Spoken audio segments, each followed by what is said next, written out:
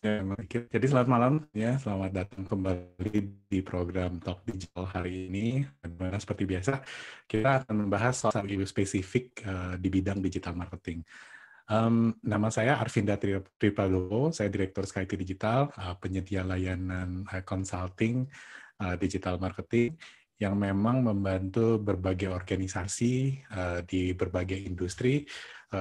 Nah, di dalam sesi kali ini, gitu, kita akan membahas mengenai satu isu yang mungkin nyambung nih, gitu, dengan momen akhir tahun, gitu. Akhir tahun itu kan biasanya identik ya dengan introspeksi, gitu. Dan awal tahun itu biasanya kita sering sekali mengawali dengan semangat menjalankan apapun yang dihasilkan dari introspeksi tersebut, gitu.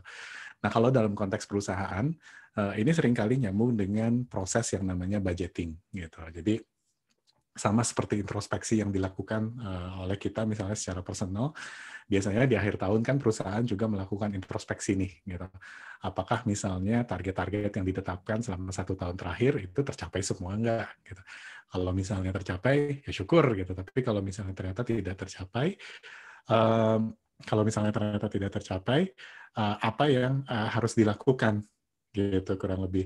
Jadi di sini sebenarnya kalau misalnya dari introspeksi tersebut kita berpikir bahwa kayaknya bagusnya jalanin strategi ini, strategi itu dan sebagainya, kita biasanya baru akan jalankan strategi tersebut di tahun berikutnya, gitu. Nah, inisiatif-inisiatif baru tadi yang kita tetapkan untuk dijalankan di awal tahun, itu kan mau nggak mau membutuhkan biaya, gitu. Yang sering kali jadi tantangan itu adalah gimana sih caranya nyusun alokasi biaya tersebut atau dengan kata lain yang namanya budgeting. Nah, selama 1 jam ke depan kita akan membahas beberapa hal beberapa isu yang mungkin berhubungan dengan yang namanya budgeting digital marketing, gitu. Nah, cuman karena yang namanya budget digital marketing itu adalah satu hal yang sangat beda-beda untuk setiap perusahaan, mungkin kita nggak akan bisa masuk ke hal-hal yang sifatnya terlalu detail, gitu. Karena perusahaan A mungkin butuh budget seperti ini, perusahaan B mungkin butuh budget yang lain, dan sebagainya.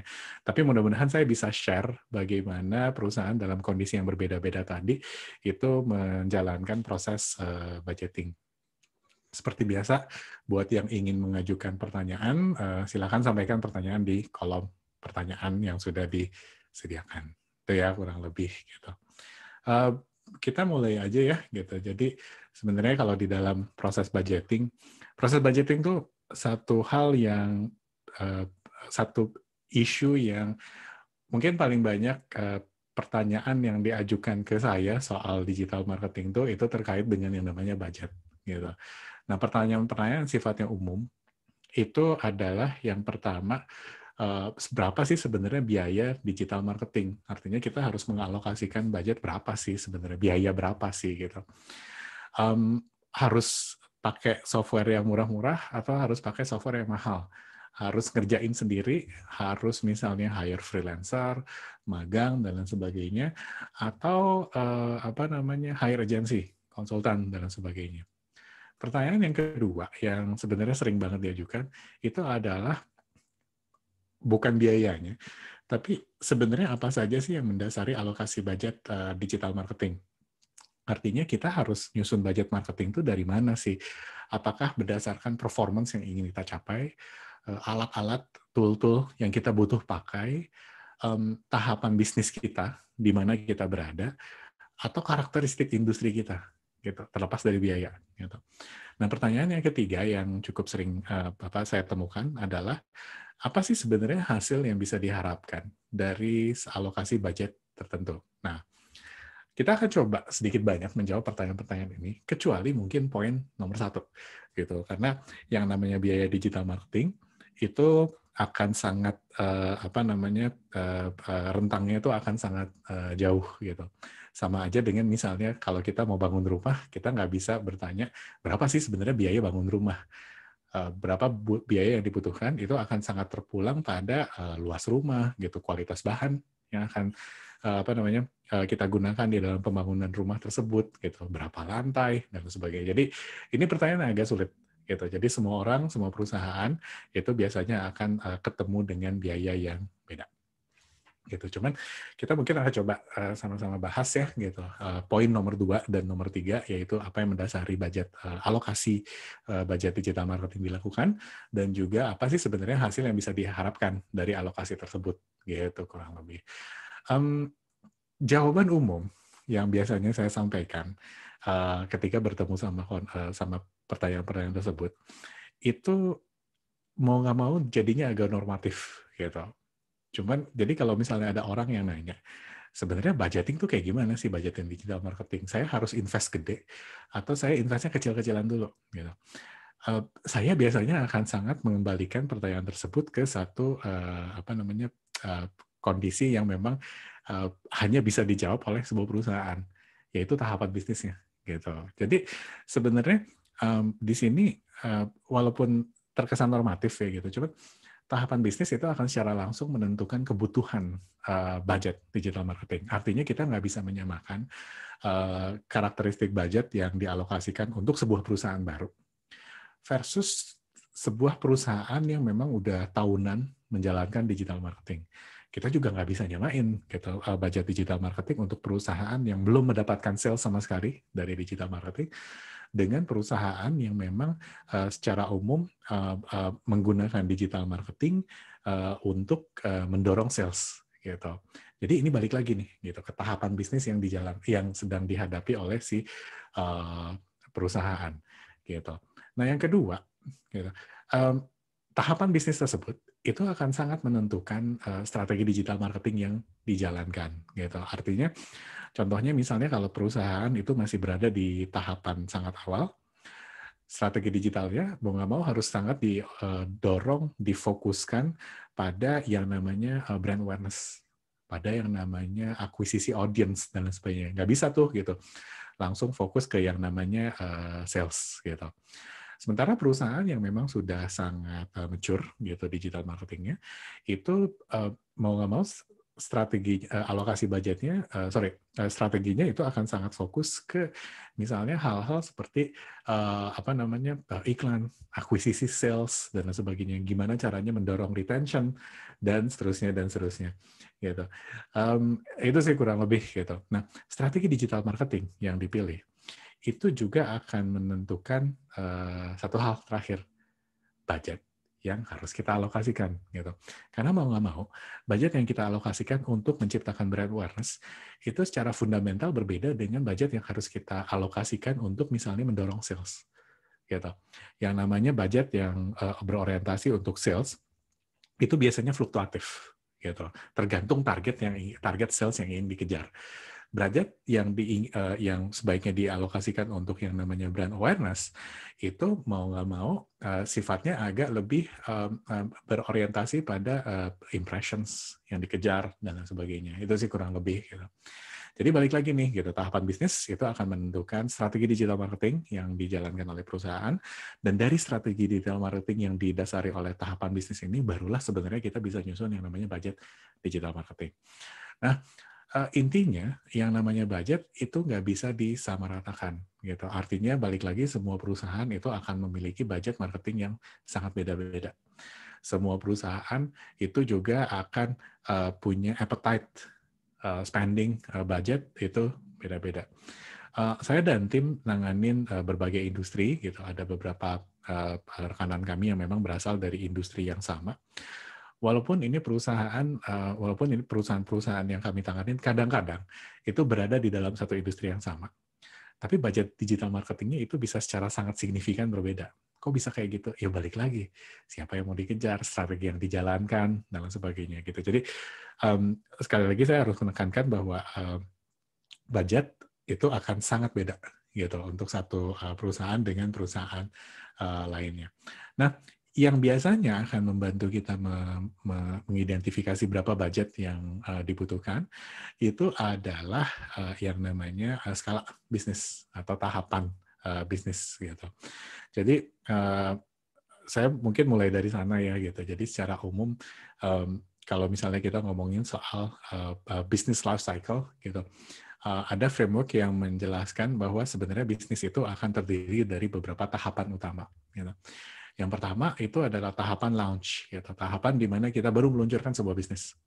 Di tahapan launch ini yang biasanya akan jadi fokus utamanya itu adalah bagaimana supaya orang, audience, calon konsumen itu mendengar dan mengenal nama kita.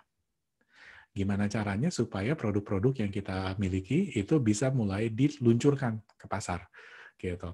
Di titik ini mungkin yang biasanya akan jadi fokus adalah hal-hal seperti misalnya produk education, gitu, dan lain sebagainya, gitu. Nah, tahapan kedua, ini saya jelasin secara sekilas saja ya, gitu. Tahapan kedua, ketika sebuah perusahaan sudah berhasil meluncurkan bisnisnya, itu adalah tahapan di mana ideally perusahaan tersebut itu mengalami growth, pertumbuhan. Gitu.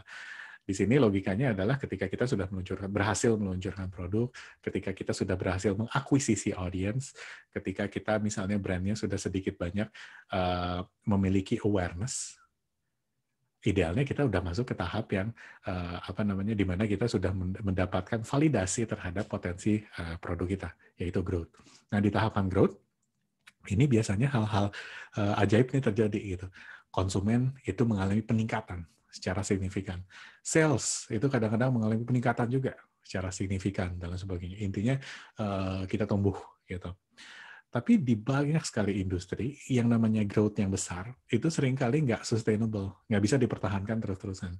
Perusahaan-perusahaan kayak unicorn, misalnya, gitu, startup, ya, level dunia, level Indonesia, dan sebagainya, yang mungkin once upon a time itu pernah mengalami growth 10-20%, itu biasanya ketemu titik di mana growth tersebut mulai melambat. Apakah wajar? Ya wajar, sangat wajar gitu. Karena growth yang cepat itu kan memang tidak bisa relatif agak sulit tuh dipertahankan gitu. Kami dalam keseharian itu ketemu dengan banyak sekali kasus gini gitu, di mana organisasi-organisasi tertentu itu sudah melewati tahapan growth yang sifatnya sangat besar, exponential istilahnya, growth yang peningkatannya sangat tajam. Tapi tiba di tahun kesekian gitu, growth-nya melambat, benar-benar melambat gitu. Ketika growth itu melambat, itu biasanya si perusahaan itu masuk ke tahap ketiga yang namanya maturity. Udah mulai mature nih, udah mulai bisa kebaca sebenarnya potensi yang bisa dihasilkan dari si bisnis tersebut itu seperti apa.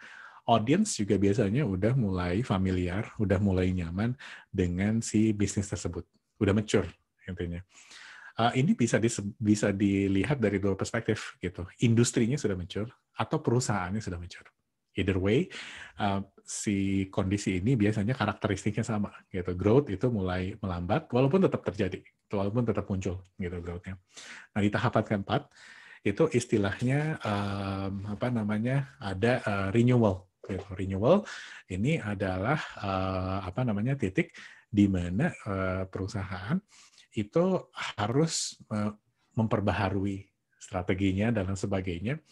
Kalau enggak, dia itu akan mengalami yang namanya decline. Gitu. Biasanya tuh banyak sekali perusahaan-perusahaan yang levelnya udah cukup mature, tapi karena misalnya dia tidak memperbaharui strateginya, dia tidak memunculkan inovasi dan lain sebagainya, yang muncul malah bukan saja growth yang stagnan, tapi growth-nya malah minus. Bukan growth-nya malah minus doang gitu, malah revenue dan sebagainya itu turun gitu secara sangat signifikan gitu. Nah, keempat tahapan ini itu lazim dilewati oleh berbagai perusahaan, berbagai organisasi di hampir semua industri. Dari mulai launch, growth, mature, sampai ke titik renewal dan sebagainya. Nah, keseluruhan tahapan ini sebenarnya secara langsung itu bisa punya implikasi terhadap digital marketing yang dijalankan gitu. Nah, dari sini nih sebenarnya kita bisa mulai mengidentifikasi budget yang kira-kira dibutuhkan oleh si perusahaan gitu, kurang lebih gitu. Nah, untuk budget sendiri, untuk masing-masing strategi sendiri, jadi di sini misalnya tahapan launch biasanya typically yang dilakukan ketika sebuah perusahaan itu masuk ke tahap launch, itu ada beberapa hal gitu. Yang pertama adalah dia fokus ke brand awareness. Brand awareness tuh Saya nggak akan jelasin ya strateginya satu persatu. Cuman secara umum brand awareness itu punya satu tujuan, yaitu membuat si brand itu dikenal. Gimana nih caranya? Ini udah otomatis langsung ke nyambung ke biayanya. Biasanya di titik ketika perusahaan itu mendorong brand awareness, dia akan fokus ke yang pertama namanya presence-nya dulu.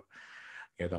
Di titik ini biasanya alokasi-alokasi yang keluar, alokasi budget yang keluar itu adalah hal-hal kayak misalnya bikin website, atau misalnya kita mulai fokus ke yang namanya media sosial, ada di Instagram, ada di Facebook, dan lain sebagainya. Gitu. Terus mungkin juga kita mulai fokus ke yang namanya content production, yang namanya website, yang namanya medsos, itu nggak ada gunanya kalau dianggurin doang. Gitu. Medsos contohnya misalnya kalau misalnya kita udah jarang update medsos, itu kan kita bisa ditinggalkan oleh follower atau audiens kita dengan cepat. Gitu. Nah, strategi brand awareness itu merupakan strategi yang memang mau nggak mau harus dilakukan pertama kali oleh si brand tersebut. Karena sebenarnya sederhana sih, namanya brand awareness itu merupakan ujung dari funnel marketing apapun. Artinya, kalau misalnya kita tidak memiliki brand awareness, kita mau menjalankan promo yang sehebat apapun nggak akan ada gunanya. Gitu.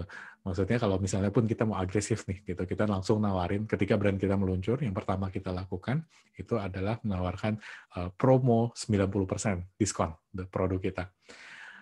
Kemungkinan audience atau calon buyer kita tuh nggak akan tergerak juga kalau mereka nggak tahu keberadaan brand kita. Yang relevan itu kan ya, yang sering terjadi adalah promo itu baru bisa disebut efektif kalau memang awareness sudah punya. Gitu. Kita akan tergerak oleh promo yang datang dari brand yang udah kita kenal. Kita nggak bakal pernah tergerak gara-gara promo yang datang dari brand yang tidak kita kenal. Gitu. Brand awareness ini jadi fokusnya. Biaya-biaya di sini ya balik lagi ya tadi website, konten, dan lain sebagainya. Yang kedua, itu biasanya di tahap launch ini, fokus berikutnya dari perusahaan itu adalah mengakuisisi audience. Gitu. Nah, akuisisi audience ini secara fundamental berbeda dengan yang namanya akuisisi pembeli. Audience di sini adalah orang-orang yang mau ngedengerin konten kita gitu. Kenapa kita mendadak ngomongin konten gitu? Kenapa kita misalnya nggak mendadak ngomongin sales? Balik lagi gitu. Ujung-ujungnya yang dikonsumsi oleh 100% pengguna internet di dunia itu bukan produk kita kok, bukan produk kompetitor, tapi konten. Jadi sebelum kita fokus ke yang namanya sales, gitu, fokus ke yang namanya performance marketing dan sebagainya, kita harus fokus dulu kalau di digital media ke kontennya dulu. Hanya konten lah yang menjadi jembatan antara orang-orang yang tadinya misalnya tidak mengetahui brand kita, kemudian tertarik mendengarkan apa yang diomongin oleh brand kita, sampai ujungnya percaya terhadap apa yang berusaha disampaikan oleh brand kita, dan akhirnya melakukan pembelian terhadap produk-produk yang ditawarkan oleh brand kita. Nah, audience ini merupakan tahap awal dari mengakuisisi konsumen. Jadi jauh sebelum kita ngomongin konsumen, kita harus mau dulu capek-capek, kita harus mau dulu ngeluarin effort untuk mengakuisisi si audience ini. Apa biaya yang dibutuhkan untuk mengakuisisi audience? Banyak. Ada yang namanya amplifikasi media sosial gitu. Amplifikasi media sosial itu adalah gimana nih caranya supaya konten-konten yang kita punya di media sosial itu bisa didengerin sama bukan cuma follower kita doang. Kalau misalnya kita katakanlah misalnya punya konten yang paling bagus gitu, yang menurut kita paling bagus nih gitu, yang bisa kita kerjakan, followernya 100. Tapi yang ngedengerin, yang tahu soal konten kita yang bagus itu cuma follower kita doang yang 100 itu, ya ujung-ujungnya nggak akan nambah juga gitu. Artinya harus ada inisiatif tertentu yang dilakukan untuk membuat konten bagus yang udah kita susun itu terdengar gitu. Kalau misalnya di Instagram, di Facebook itu istilahnya amplification gitu, misalnya dengan boost post gitu dan sebagainya. Mungkin rekan-rekan pernah masuk ke Facebook atau Instagram, itu ada konten-konten di timeline yang ada tulisan promoted atau sponsored dan sebagainya. Itu contoh amplifikasi. Contoh lain dari amplifikasi itu adalah dengan menggunakan follower yang kita punya untuk misalnya menjadi corong terhadap apapun message yang berusaha kita sampaikan. Itu sih kurang lebih. Nah, di sini tahap yang ketiga, ketika kita ngomongin launch itu adalah titik di mana kita mesti melakukan validasi terhadap potensi. Validasi potensi apa sih? Validasi potensi itu adalah sebenarnya proses sederhana di mana kita berusaha ngecek apakah produk kita itu benar nggak disukai oleh masyarakat. Gimana caranya ngelakuin ini? Macam-macam. Tapi cara yang paling cepat itu adalah biasanya dengan iklan. budget iklan yang harus dikeluarin buat validasi potensi itu bukan langsung harus sangat besar dan sebagainya. Sebenarnya budgetnya kecil juga nggak apa-apa, gitu. Cuman kita bisa ngelihat, katakanlah dari misalnya nih, kita udah punya brand awareness, kita misalnya sudah mengakuisisi audience, gitu. Kita misalnya udah mendorong orang masuk ke website kita. Dari 1.000 orang yang masuk, itu berapa banyak sih yang mau membeli? Gitu. Kalau misalnya ternyata ada yang masuk ke website kita dan melakukan pembelian, berarti udah mulai itu tercipta validasinya. Produk kita memang kayaknya disukai. Gitu. Cuman balik lagi gitu, di sini kita nggak boleh terlalu kasarnya nggak boleh terlalu salah menggunakan pola pikir yang salah. Yang namanya validasi potensi harus dibatasi pada upaya validasi potensi doang. Hanya melihat bahwa produk kita itu validated nggak, upaya marketing produk kita yang punya kualitas bagus itu validated nggak sih, gitu. Jadi kita di sini nggak bisa memasukkan komponen-komponen kayak peningkatan sales langsung tiba-tiba di tahapan ini, karena balik lagi gitu. Di sini sales yang muncul mendadak tiba-tiba di tahapan launch belum tentu bisa sustainable, sama sekali belum tentu bisa sustainable. Saya ketemu dengan terlalu banyak perusahaan yang ketika awalnya brandnya di launch di digital marketing, fokusnya ke brand awareness dan sebagainya, kemudian terjadi peningkatan sales dengan tiba-tiba, menganggap bahwa sales tersebut itu bisa dijadikan standar penjualan untuk seterusnya. Dalam kenyataannya nggak bisa. Gitu. Jadi di sini balik lagi goal-nya adalah memvalidasi potensi dan juga melakukan validasi terhadap digital marketing channel apa yang kira-kira dibutuhkan. Gitu di tahap launch kurang lebih kayak gitu. Nah, di tahapan growth, kalau misalnya di tahapan kedua ketika kita udah mulai fokus, barulah sebenarnya di titik ini kita mesti fokus ke yang namanya akuisisi konsumen, gitu. Yang namanya produk baru itu kan biasanya cepat lakunya ya. Sama aja dengan kalau misalnya kita ke mall, kalau misalnya nanti suatu hari mudah-mudahan pandemi berakhir gitu, terus kita bisa bebas lagi ke mall tanpa ada pembatasan dan sebagainya. Kalau misalnya kita datang ke mall, terus ada toko baru, penasaran kan? Biasanya yang kita lakuin itu adalah buru-buru datang ke toko tersebut. Makanya setiap kali launching toko di mall misalnya, tokonya penuh. Tapi setelah 1 bulan, 2 bulan, 3 bulan, biasanya nggak penuh lagi. Gitu. Nah itu yang tadi saya maksud dengan komponen launching. Nah ketika euforia massa, gitu, ketertarikan orang terhadap barang-barang baru dan sebagainya, produk baru yang kita luncurkan itu udah berkurang, kita mesti fokus ke growth. Gitu. Di titik inilah kita mulai harus fokus ke yang namanya akuisisi konsumen. Orang yang ngedengerin brand kita, orang yang mau jadi audiens kita, itu udah ada. Gitu. Tapi kita nggak boleh stop sampai di sana. Gitu. Kita juga harus fokus ke yang namanya akuisisi konsumen. Caranya kayak gimana? Biasanya cara yang digunakan adalah iklan. Iklan promosi lah, iklan sales lah, gitu. Atau misalnya dengan insentif marketing, nawarin promo lewat media sosial, gitu. Nawarin misalnya promo-promo khusus lewat email, dan sebagainya. Yang kedua, ini juga langsung terkait dengan yang namanya strategi. Kita juga bisa melakukan optimalisasi kampanye, gitu. Di sini mungkin saya nggak akan jelaskan terlalu banyak ya soal strategi kampanye, gitu. Mungkin kita akan bahas di sesi lainnya. Cuman di sini yang namanya aktivitas marketing itu kan sebenarnya ujung-ujungnya akan dieksekusi oleh yang namanya kampanye. Satu message yang sifatnya terkonsentrasi, yang dijalankan dalam durasi tertentu, yang punya goal spesifik, gitu. Nah, yang namanya kampanye ini yang akan secara langsung mendorong orang untuk tertarik atau malah kebalikannya tidak tertarik dengan brand kita. Gitu. Contohnya kampanye itu adalah kayak misalnya yang kemarin-kemarin marketplace itu 12-12 atau sebelumnya 11-11, sebelumnya 10-10 itu yang namanya kampanye. Contoh kampanye lain yang cukup klise adalah misalnya kalau 17 Agustus itu biasanya semua brand nawarin promo Merdeka, promo Merah Putih, promo Indonesia, dan sebagainya. Itu yang disebut dengan kampanye. Nah, di sini optimalisasi kampanye adalah ketika kita lagi fokus ke yang namanya tahapan growth tadi, kita harus fokus ke menemukan istilahnya winning campaign. Kampanye yang memang bisa secara efektif mendorong pertumbuhan bisnis kita dengan cukup tinggi. Gitu. Nah, cuman di sini ini proses yang luar biasa panjang, gitu. Karena kalau dari pengalaman saya, dari misalnya 20 kampanye yang diluncurkan untuk satu brand, yang mungkin bisa jadi winning campaign itu paling 1 atau 2. Gitu. Tapi begitu winning campaign yang menang tadi teridentifikasi, growth itu biasanya bisa tercapai dengan cukup cepat. Yang ketiga, optimalisasi channel. di tahapan growth dengan asumsi memang sudah ada pembelian dan lain sebagainya, kita sudah bisa mendapatkan gambaran soal orang tuh senangnya belinya di channel apa sih dan lain sebagainya. Kita bisa memperbaiki, melakukan optimalisasi channel yang memang mengakomodir penjualan tadi. Artinya kalau misalnya kita mau masuk ke tahap growth, terus kita ngerasa bahwa yang mendorong sales nih kayaknya adalah app, ya berarti kita harus memberikan fokus yang luar biasa terhadap app-nya gitu. App-nya diapain? Segala macam gitu. Kita eksperimentasi UI, UX-nya. Kita juga misalnya menawarkan konten-konten baru lah dan sebagainya gitu.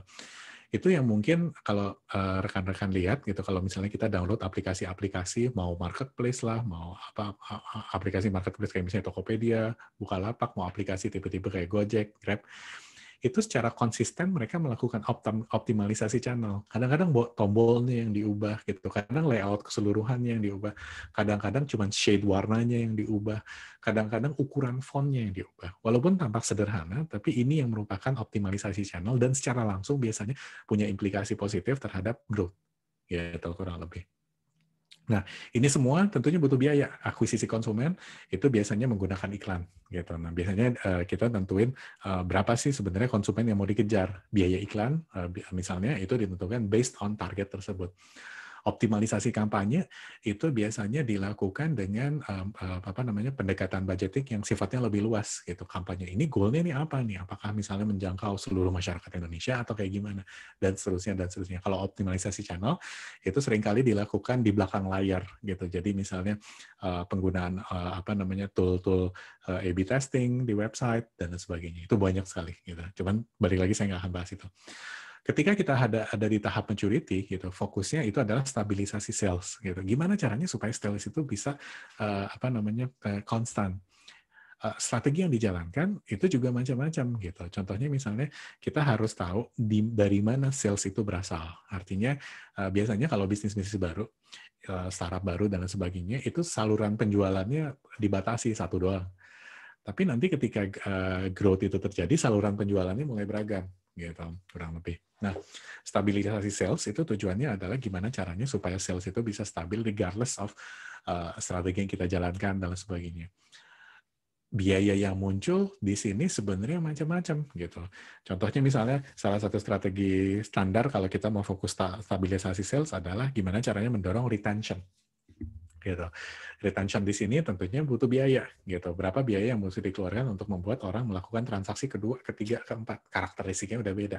Bisa dengan insentif marketing, misalnya nawarin customer atau user kita bonus-bonus tertentu dan sebagainya. Yang kedua, integrasi strategi. Integrasi strategi ini kita udah mulai mesti fokus ke yang namanya manajemen strategi yang sifatnya menggabungkan channel-channel kampanye-kampanye yang kita pakai gitu. Dan yang biasanya juga menonjol di dalam proses maturity itu adalah kita mulai fokus ke efisiensi biaya. Kenapa efisiensi biaya di sini mulai masuk akal? Karena biasanya di tahapan growth itu perusahaan tendensinya ini merupakan karakteristik ya dari tahapan growth. Itu mengeluarkan cukup banyak biaya untuk akuisisi growth secara menyeluruh gitu. Artinya perusahaan banyak sekali melakukan eksperimen biasanya. Eksperimen lewat iklan, eksperimen lewat website, lewat app dan sebagainya. Ketika tahap maturity terjadi, sales yang tadinya growth-nya kencang, itu kan mulai berkurang tuh. Jadi gitu biasanya perusahaan udah mulai mikir gitu, gimana caranya kita bisa meningkatkan bottom line gitu, meningkatkan net profit dan sebagainya. Caranya adalah efisiensi biaya gitu. Ini merupakan masalah real yang dihadapi di banyak sekali industri gitu. Kami sekarang misalnya menangani klien-klien yang udah ngelewatin masa launching, masa growth gitu.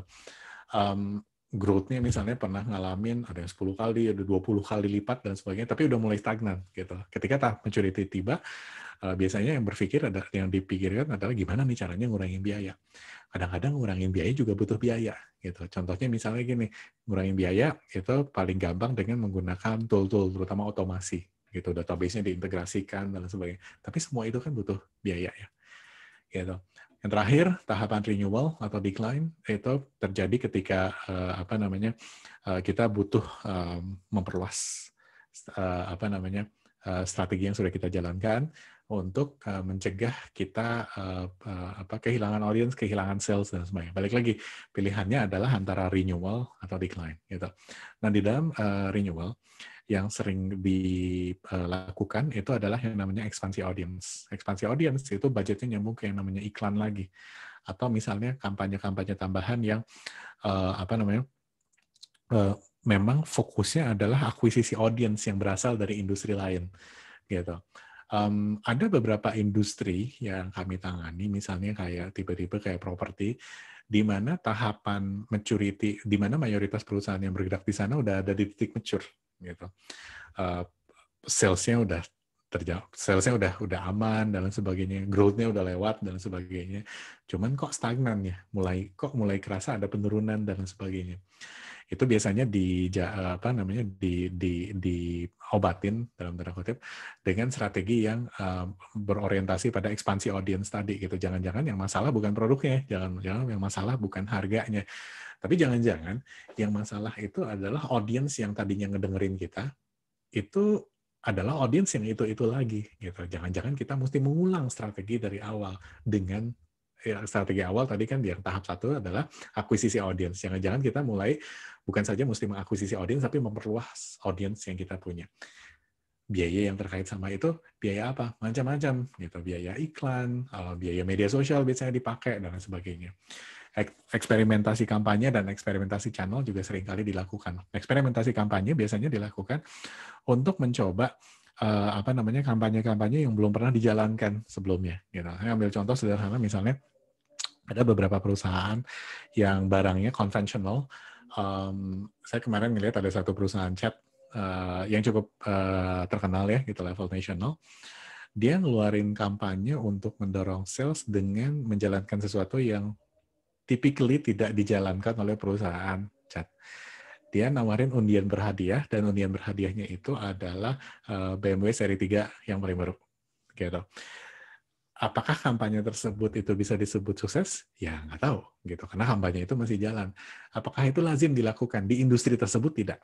Kalau di perbankan, di industri lainnya itu cukup jamak gitu. Cuman chat itu kan barang yang specialty produk ya, gitu. Bukan barang yang akan dikonsumsi oleh semua orang gitu. Kalau layanan keuangan yang disediakan oleh bank, FMCG, fast moving consumer good, tisu, sabun, sampo, itu kan dikonsumsi oleh kita semua.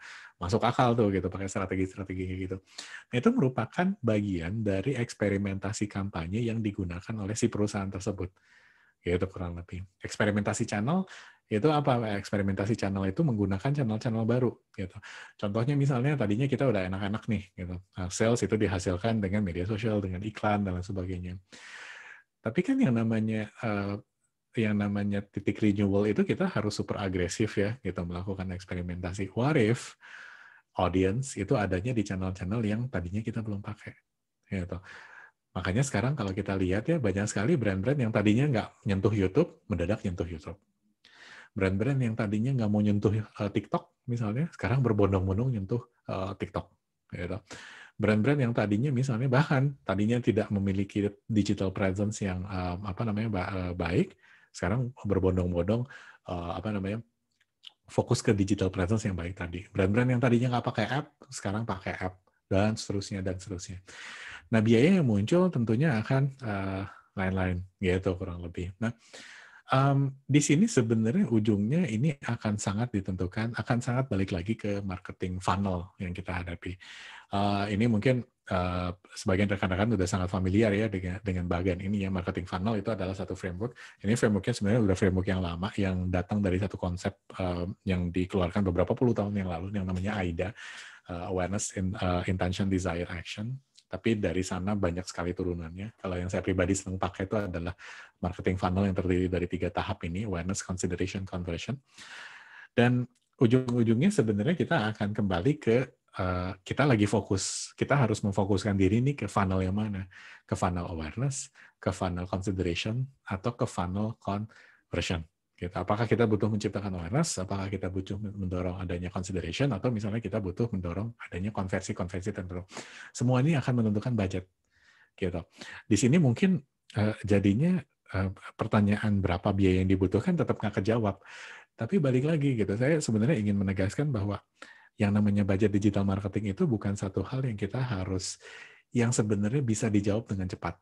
Gitu. Itu akan sangat terpulang pada strategi yang ingin dikejar. Ini akan sangat terpulang pada performance, pada goal yang mau kita capai. Dan ini juga jadi nyambung ke bagaimana apa yang kita harapkan bisa dihasilkan dari budget yang sudah kita alokasikan tadi. Gitu. Jadi kasarnya gini, kalau kita mengalokasikan budget ke yang namanya inisiatif-inisiatif yang mendorong ada awareness, yang akan kita dapatkan tentunya bukan sales. Yang akan kita dapatkan itu adalah hal-hal yang terkait dengan impression, dengan reach, dengan misalnya orang yang mulai jadinya tahu brand kita, dan lain sebagainya. Banyak sekali orang yang menjalankan digital marketing masih fokus ke impression. Pertanyaan yang sering muncul itu adalah salesnya mana? Ya kalau misalnya memang kita fokusnya ke impression, ya nggak akan secara langsung bisa dikaitkan dengan yang namanya sales.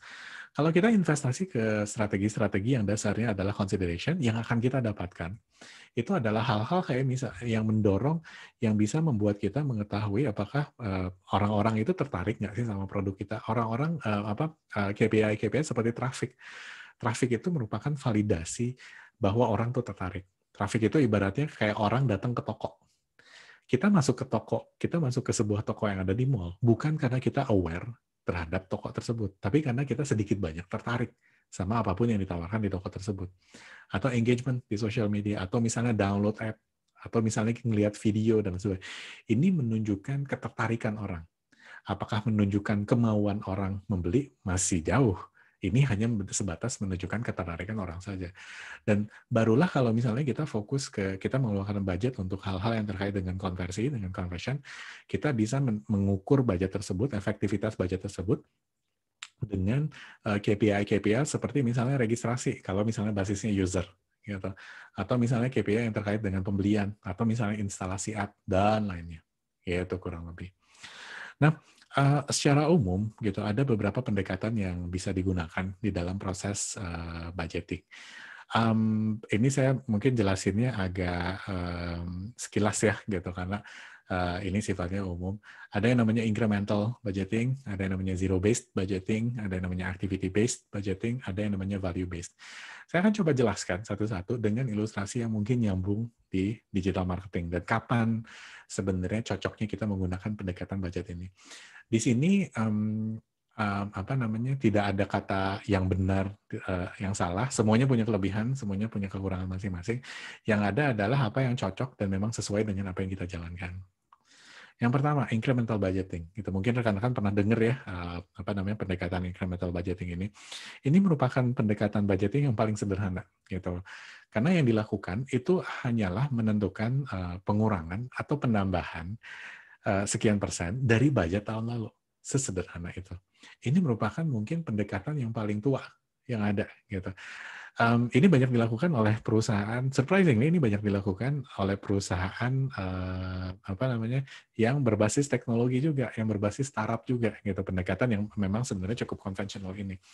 Banyak perusahaan konvensional, tradisional yang memang menjalankan kayak gini karena memang karakteristik budgetingnya seperti itu, gitu. Jadi kalau misalnya tahun ini budget kita sekian, naikin sekian atau turunin sekian, ya udah kita jalanin ya. Nah, kurang lebih yang terjadi ini gini gitu. Jadi penentuan budget itu didasari oleh balik lagi gitu. Menurut kita sebaiknya budgetnya itu dinaikkan atau diturunkan sekian persen dari budget tahun lalu. Jadi kalau misalnya budget tahun lalu katakanlah adalah misalnya 100 juta, kalau kita mau naikin jadi 100 jadi 10%, naikin 10%, artinya budget menjadi 110 juta. Very simple. Mudah dilakukan oleh siapapun gitu. Cuman cocoknya nggak akan buat semua perusahaan. Kelebihan dari pendekatan ini sangat mudah dipahami. Artinya kita bisa menggunakan budget apapun yang sudah ditetapkan perusahaan secara tradisional, secara historis sebagai dasar dari pendekatan budget ini. Gampang. Yang kedua, ini cepet banget dihitungnya. Kalau misalnya adjustment budget, katakanlah marketing adalah 15%, ya dalam waktu nggak sampai semenit kan kita bisa hitung. pengurangannya misalnya 7,5% dalam waktu nggak sampai semenit juga kita bisa hitung. Gitu.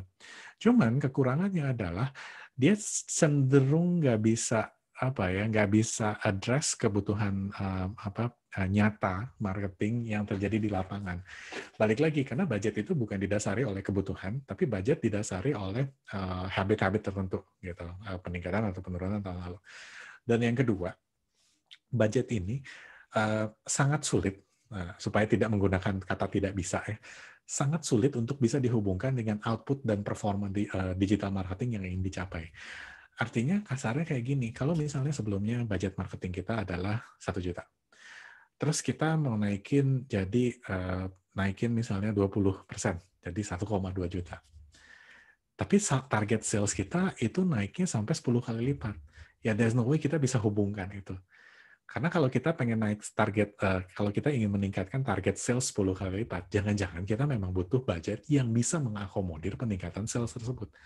Marketing itu kan bukan satu hal magis ajaib yang datang tiba-tiba gitu. Karena kita kalau misalnya pakai social media, pakai iklan, hal-hal ajaib itu terjadi.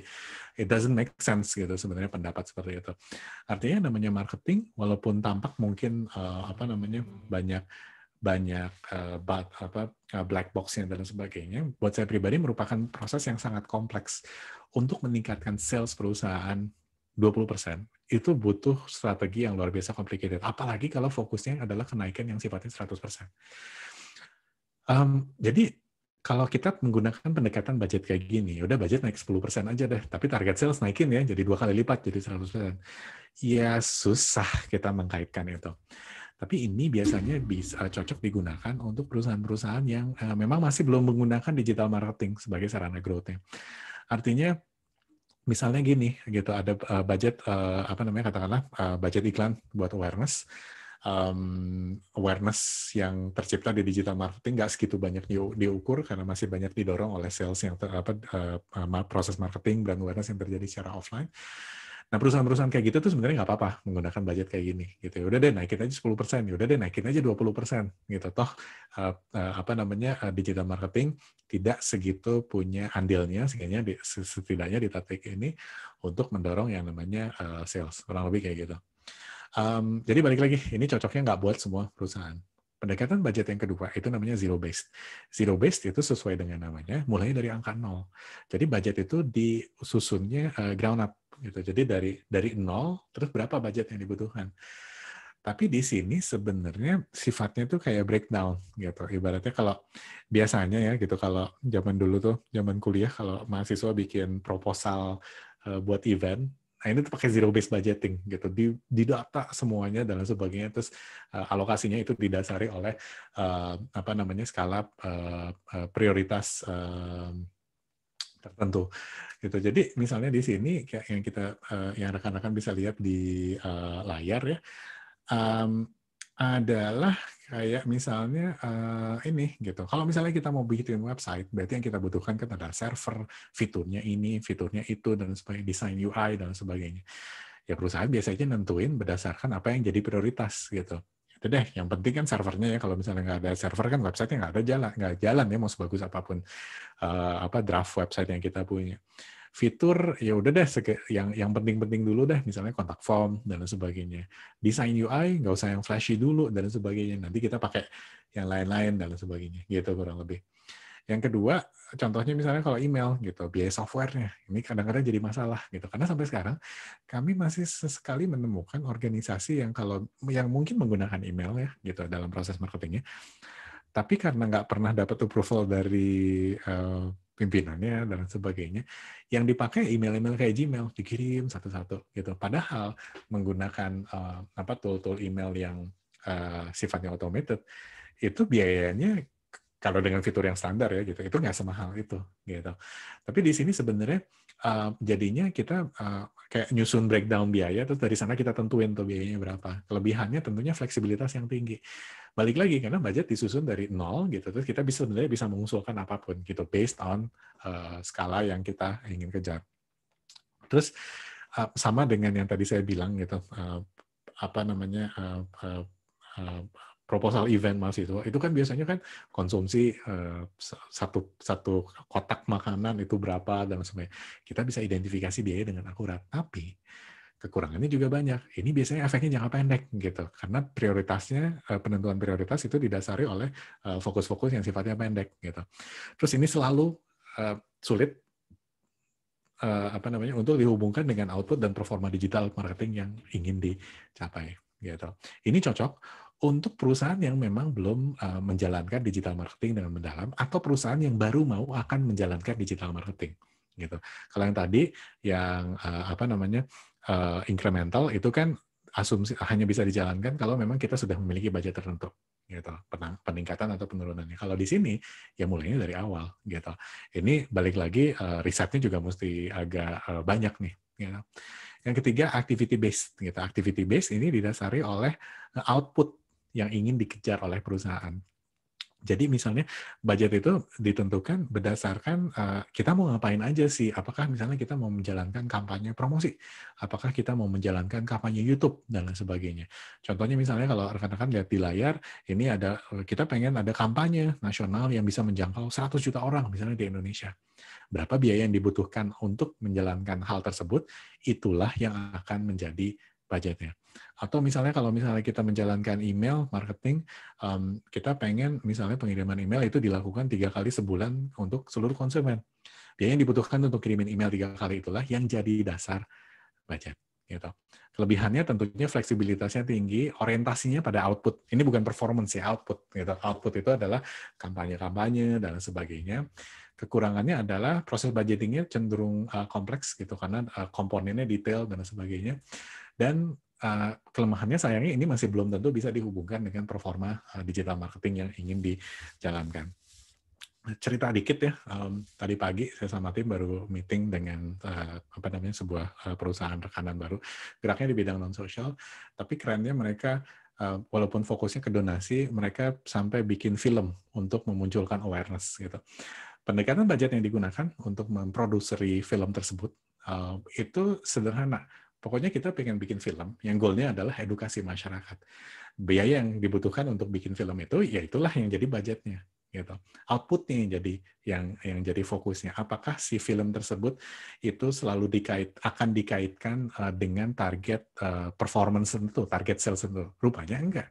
Karena balik lagi, basisnya adalah activity yang pengen dijalankan dan sebagainya. Ini cocok untuk perusahaan yang sudah memiliki strategi digital marketing yang jelas. Artinya udah tahu gitu apa yang diinginkan dan sebagainya. Dan yang keempat itu adalah yang namanya value-based budgeting. Value-based budgeting itu secara sangat sederhana itu adalah proses budgeting yang didasari oleh performa tertentu yang ingin dicapai oleh si perusahaan gitu. Jadi contohnya misalnya gini gitu. Kalau misalnya target perolehan kita, target revenue kita katakanlah adalah 1 miliar, 2 miliar gitu sepanjang tahun 2021, berapa biaya yang harus kita keluarkan untuk menghasilkan hal tersebut? Artinya di sini sebenarnya dia secara langsung berorientasi pada performanya, bukan saja outputnya. Kalau tadi kan activity based, yang penting ada ini, ada itu, dan sebagainya. Kalau value-based budgeting itu fokusnya udah sangat spesifik gitu. What sort of performance yang berusaha dikejar oleh perusahaan. Minusnya itu adalah proses budgeting itu luar biasa kompleks gitu dan juga membutuhkan optimalisasi strategi yang sangat konsisten. Dan terakhir, dia lebih banyak berisiko. Nah, mungkin kalau yang incremental, rekan-rekan bisa bayangkan yang zero based itu juga relatif mudah ya gitu. Yang activity itu balik lagi berapa biaya yang dibutuhkan untuk satu output marketing tertentu. Yang value based ini menurut saya mungkin yang paling agak kompleks ya gitu, terutama untuk melakukan perhitungannya. Tapi ini sebenarnya yang akan membedakan budgeting di digital marketing dengan budgeting di marketing lainnya gitu. Ini cocok untuk perusahaan yang memang growth-nya, revenue-nya dan sebagainya didorong mayoritas oleh digital marketing. Artinya kalau buat saya sih ini jadi adalah satu titik yang memang harus dikejar gitu oleh perusahaan. Karena jadinya di sini biaya digital marketing bisa secara langsung dikaitkan dengan performa keuangan yang ingin dikejar oleh sebuah perusahaan. Nah, ini yang mungkin saya akan jelaskan lebih lanjut ya gitu. Jadi dengan kata lain ini yang value based budgeting itu kan bisa disebut dengan budget berdasarkan performa. gitu. Jadi di sini sebenarnya definisi sederhananya adalah budget marketing yang didasari performa itu ya pendekatan budget di mana biaya marketing yang dikeluarkan itu didasari oleh performance yang tercapai gitu. Performance apa yang dicapai di sini ya performance konversi gitu. Jadi konversi ini kan macam-macam gitu. Kita mesti balik lagi nih ke menjawab satu pertanyaan. Konversi apa sih sebenarnya yang bisa paling ujung diukur secara digital dengan menggunakan analytics? Kalau konversi kita yang paling ujung adalah traffic. Wah, tujuan yang bisa kita ukur sampai ujung adalah traffic. Kita bisa tuh nyusun budget untuk budget marketing yang didasari oleh performance kita dalam hal traffic. Kalau misalnya yang kita bisa ukur paling ujung adalah kontak atau leads. Ini juga bisa kita ukur, gitu. Ada beberapa perusahaan yang bahkan mengalokasikan budget maksimal yang ingin dikeluarkan untuk mendapatkan satu lead. Satu lead itu harganya berapa? Satu orang yang ngontak itu harganya berapa? Ada perusahaan yang budget digital marketingnya sepenuhnya didasari oleh hal tersebut, gitu. Ini harganya bisa cukup mahal, tapi ini sangat berharga di B2B, gitu. Karena biasanya perusahaan B2B itu kan udah sangat, ketika ada lead yang masuk, lead itu adalah orang yang kontak dan menginformasikan bahwa kebutuhan saya kayak gini. Lead management itu satu proses bisnis yang luar biasa complicated ya, gitu. Kalau rekan-rekan tahu, pernah dengar SAP, IBM, itu semuanya fokus ke solusi-solusi yang ditujukan untuk lead management. Tapi di sini fokus kita adalah digital marketingnya ya. Ketika ada perusahaan yang memang sudah katakanlah memiliki proses lead management yang bagus, artinya ketika lead datang dia bisa nurture, bisa mengelola lead tersebut dengan bagus dan bisa mengkonversi lead tersebut menjadi seorang penjual. Masuk akal kalau kita netepin harganya gitu. Gue mau ngeluarin duit nih sekian juta misalnya untuk mendapatkan satu orang yang tertarik. Dari 10 orang yang ngontak itu mungkin keluar biaya 10 juta. Tapi kalau dari 10 orang yang ngontak ada satu orang yang ujung-ujungnya closing, untuk perusahaan B2B itu jadi masuk akal karena mendadak langsung nutupin biaya keseluruhan. Atau misalnya berapa banyak orang yang jadinya register gitu. Ini juga biasanya digunakan oleh startup gitu. Biasanya diukurnya jadi berapa biaya akuisisi user yang mau dikejar gitu. Atau misalnya konversi paling ujung add to cart, masukin ke keranjang belanja. Atau konversi paling ujungnya adalah misalnya check out atau misalnya purchase, pembelian gitu. Secara sangat sederhana, ini adalah dashboard Google Analytics. Ini buat rekan-rekan yang mungkin belum pernah dengar Google Analytics. Google Analytics itu adalah platform analytics yang mampu mengidentifikasi apa yang terjadi di website, di app kita, dan menunjukkan potensi-potensi penjualan yang terjadi. Gitu. Ini saya nggak akan jelasin banyak soal Google Analytics-nya, cuman rekan-rekan bisa lihat nih. Di kolom paling kiri itu adalah channel. Gitu. Ini adalah traffic yang datang ke sebuah website yang fokusnya ke jualan merchandise. Merchandise itu kayak topi, yang barang-barang kayak gitu. Ini channel yang datang gitu. Ada yang direct itu adalah orang yang ketika ngebuka satu website dia ngeklik namanya www.nama-domain.com atau dari bookmark. Ada others itu biasanya Facebook Ads gitu. Ada paid search, iklan-iklan di Google dan sebagainya. Tapi di kolom paling kanan itu ada angka gitu. Karena perusahaan ini basisnya di luar negeri, dia pakai dolar. Ini menunjukkan sales. Nah, di sini kan sebenarnya dengan menggunakan pendekatan analytics, secara langsung kita bisa melihat berapa biaya yang dikeluarkan untuk menghasilkan satu sales tertentu. Dalam hal ini misalnya saya mencoba menggambarkan berapa biaya yang dikeluarkan untuk misalnya Facebook Ads yang ada tadi untuk menghasilkan $1.049.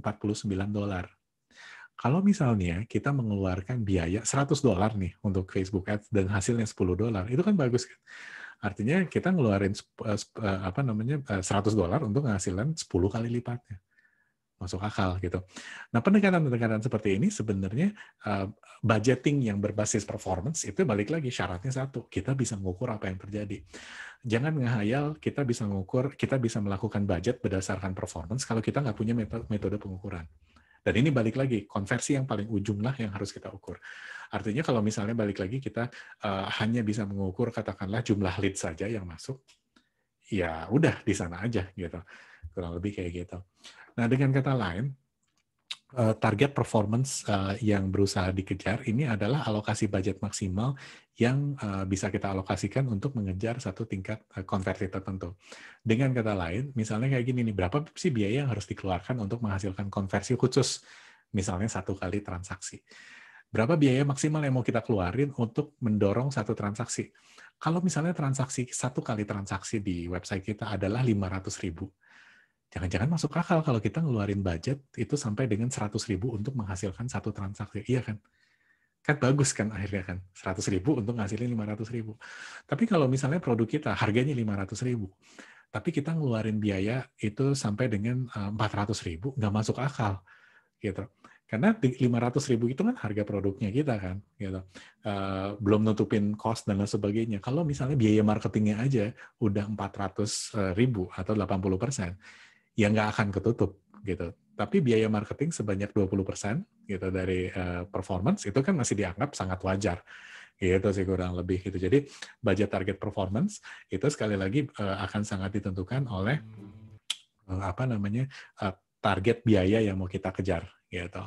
Ambil contoh sederhana gitu. Misalnya nih kita punya target revenue sebanyak 100 juta per bulan dan budget target performance kita adalah budget maksimal itu 20%. Artinya apapun yang dilakukan oleh tim digital marketing kita itu harus berorientasi pada membatasi biaya iklan sampai dengan 20% dari total penjualan gitu. Jadi di sini tim digital marketing dikasih tugasnya bukan tingkatkan penjualan lagi, bukan cuma itu. Tapi dikasih konteks tambahan nih gitu. Tingkatin penjualan, tapi biaya maksimum yang boleh dikeluarin untuk menghasilkan 100 juta, 500 juta, 1 miliar itu maksimal adalah 20%. Atau misalnya dalam hal ini kalau misalnya goalnya adalah 100 juta, itu maksimal kita ngeluarin 20 juta. Gitu. Wajar nggak? Ini sangat wajar. Di semua e-commerce, di hampir semua e-commerce skala menengah, skala besar yang pernah saya pribadi temukan, pendekatan ini yang dipakai. Gitu. Jadi budget hampir semua e-commerce yang memang digital marketingnya beres, itu memang menggunakan pendekatan ini. Berapa budget maksimal yang mesti dialokasikan, yaitu kurang lebih. Nah, cuman persentase ini kan jadi masalah ya, gitu. 20% itu buat sebagian orang mungkin besar, buat sebagian orang lain itu kecil. Nah, di sini sebenarnya balik lagi kita harus sangat menjalankan proses budgeting ini berdasarkan karakteristik industri yang kita punya dan juga berdasarkan channel-channel yang kita pakai. Saya ambil contoh sederhana ya di Facebook. Facebook itu biasanya kalau kita menggunakan iklan untuk menghasilkan revenue yang dianggap acceptable itu adalah kalau kita mengalokasikan budget marketing itu 20-25% dari total revenue. Artinya balik lagi kalau misalnya kita mau menghasilkan sales 1 miliar katakanlah, masuk akal kalau budget iklannya itu 200-250 juta. Bahkan kami sekarang lagi membantu organisasi yang memang beberapa organisasi yang memang goal-nya itu gimana caranya supaya biaya marketingnya itu kejaga di titik 20-25%. Cuman itu tujuannya. Gitu. Tapi sementara kalau misalnya di level Google itu beda. Gitu. Google ini efektivitasnya sampai sekarang masih agak beda dengan Facebook. Google itu ini berdasarkan observasi saya ya gitu. Jadi mungkin agak beda-beda di industri yang rekan-rekan hadapi. Google itu biayanya bisa sampai 30-40%-an dari total penjualan gitu. Jadi kalau kita mau menghasilkan 100 juta di Facebook tadi kita cukup alokasikan 20%, which is 20 juta, tapi begitu pindah ke Google, jangan-jangan kita mesti mengalokasikan sampai 30-40 juta. Gitu. Lewat email, berapa biayanya? Ya balik lagi gitu. Itu akan sangat beda lagi dan sebagainya. Itu sih kurang lebih gitu. Jadi di sini sebenarnya balik lagi ya, goal saya tuh bukan memaparkan berapa budget yang harus dimiliki oleh perusahaan untuk bisa menjalankan digital marketing, tapi menekankan bahwa proses ini tuh merupakan proses yang complicated, tapi ini necessary evil. Gitu. Artinya sebelum kita bisa masuk ke budgeting dan sebagainya, kita harus tahu dulu apa yang mau kita kejar. Kita juga harus tahu dulu juga apa yang bisa kita jadikan sebagai hasil. Gitu. Artinya balik lagi, kalau kita ngeluarin budget buat awareness, ya nggak terlalu masuk akal kalau kita langsung berharap ada hasil sales dan sebagainya. Kalau kita misalnya ada di titik launch, ya nggak masuk akal juga kita beroperasi, kita menjalankan digital marketing dengan budget seperti perusahaan yang katakanlah ada di titik maturity dan sebagainya. Jadi budget ini nggak bisa disamaratakan. Nah, terakhir, budget digital marketing ini akan dipengaruhi oleh banyak sekali hal. Yang pertama adalah tahapan bisnis organisasi yang tadi saya sempat sampaikan, kemudian strategi dan fokus digital marketing yang dijalankan, dan yang penting juga, ini nggak kalah pentingnya, adalah kapabilitas digital marketing yang dimiliki oleh perusahaan. Beda tangan itu bisa beda hasil gitu. apa namanya, banyak orang yang berpikir bahwa kalau kita menggunakan layanan digital marketing, goal-nya cuma satu, peningkatan sales, brand awareness dan sebagainya. Dalam kenyataannya enggak gitu. Perusahaan-perusahaan yang udah melewati titik growth, melewati titik maturity, itu kadang-kadang ketemu dengan masalah lain gitu. Gimana caranya supaya segala sesuatu bisa berjalan dengan lebih efektif dan efisien gitu. Jadi kapabilitas ini biasanya akan sangat menentukan gitu. Kalau rekan-rekan misalnya menggunakan konsultan digital marketing, sebenarnya itu yang bisa ditanyain gitu. Kalau budget budget misalnya untuk promosi biasanya berapa persen nih gitu dari total sales, dari pengalaman portfolio dan sebagainya. Yang terakhir yang nggak kalah pentingnya adalah tren eksternal dan juga intensitas kompetisi dalam industri. Tren eksternal itu contohnya misalnya kayak Facebook, itu biaya iklannya tuh naik turun gitu. Sekarang tuh lagi beberapa bulan ini di banyak industri yang saya alami itu biaya iklannya lagi kacau gitu, lagi mengalami peningkatan signifikan gitu, 2-3 kali dibandingkan bulan-bulan sebelumnya. Padahal bulan-bulan sebelumnya itu sempat stabil gitu.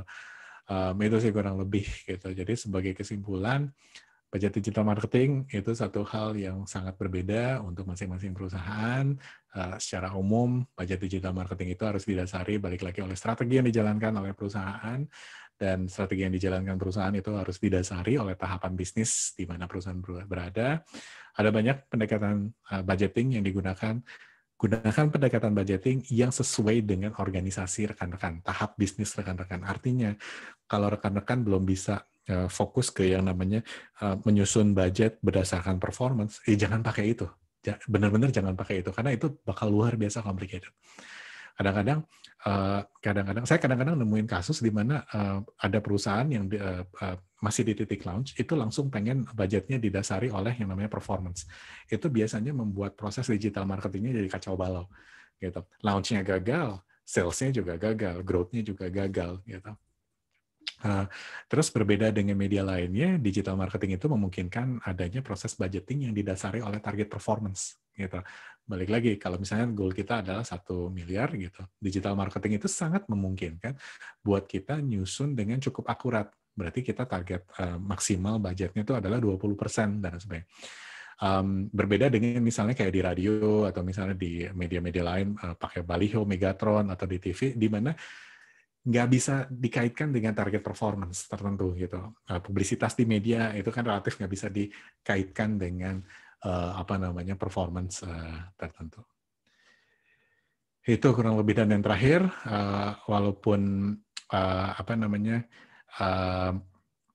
realisasi performa itu juga walaupun merupakan keunggulan dari digital marketing, tapi dia terlalu banyak ditentukan oleh faktor-faktor lainnya. Jadi tetap aja harus hati-hati, karena balik lagi budgeting berdasarkan performance ini budgeting yang menurut saya pribadi paling berisiko. Gitu sih kurang lebih.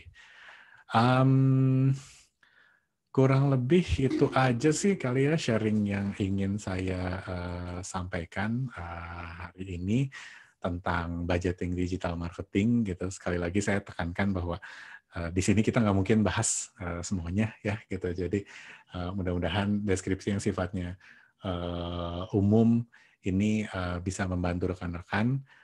Budgeting itu sesuatu yang sifatnya sangat customized gitu, jadi nggak bisa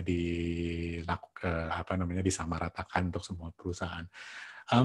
Sekarang udah cukup banyak pertanyaan yang masuk ya.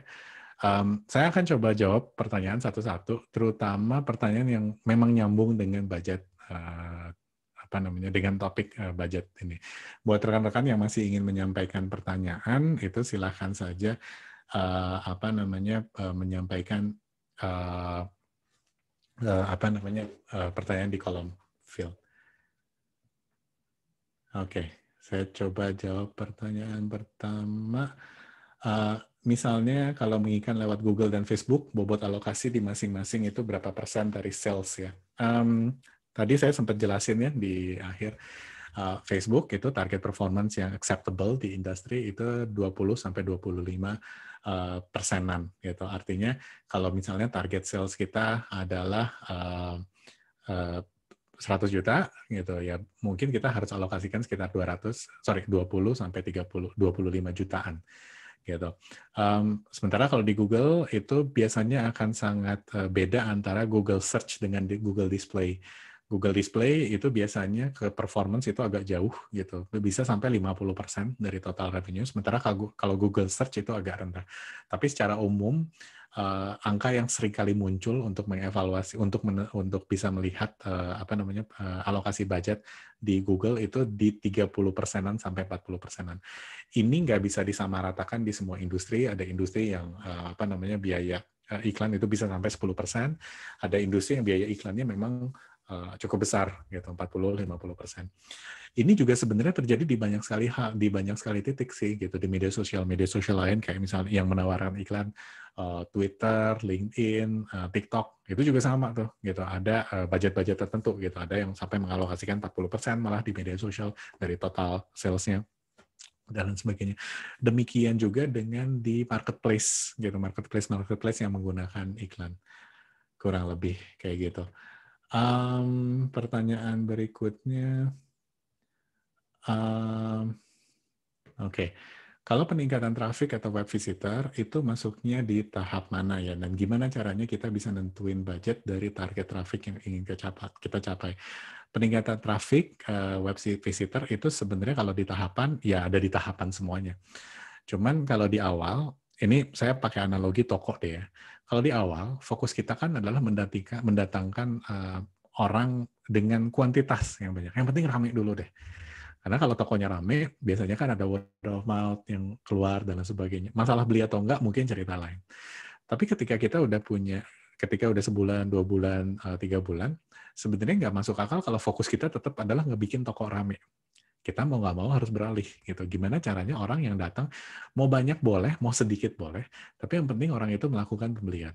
Itu sih kurang lebih. Jadi kalau ditanya pendekatan traffic itu masuknya kemana, di tahapan manapun, di seluruh tahap gitu. Cuman memang yang menjadi fokusnya itu berbeda.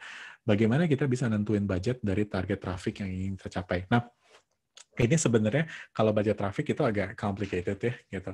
Tapi sebenarnya kalau kita menggunakan yang paling gampang metode budgeting yang paling gampang digunakan untuk menghasilkan traffic itu adalah yang namanya pendekatan iklan yang berbasiskan CPC, cost per click gitu.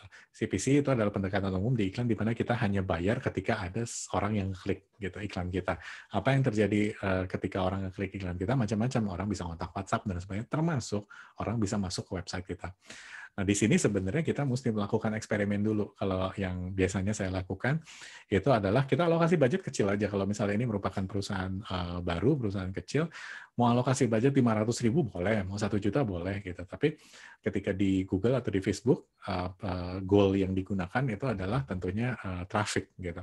Dari sana kita bakal bisa ngitung gitu, cost per kliknya, biaya yang dihasilkan untuk sekali ngeklik dan memunculkan traffic itu berapa. Dari sana, sebenarnya kita bisa mulai meningkatkan lagi budgetnya. Ternyata misalnya ketahuan nih, gitu, dari 1 juta yang dialokasikan, ternyata ada misalnya 100.000 traffic. Artinya kan biaya per trafficnya itu adalah 10 perak.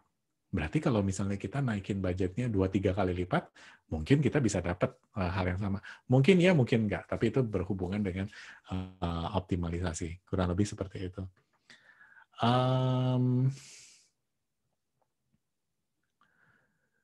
Ini cukup banyak pertanyaan, tapi saya harus fokus ke pertanyaan-pertanyaan yang fokusnya ke budgeting ya. Gitu.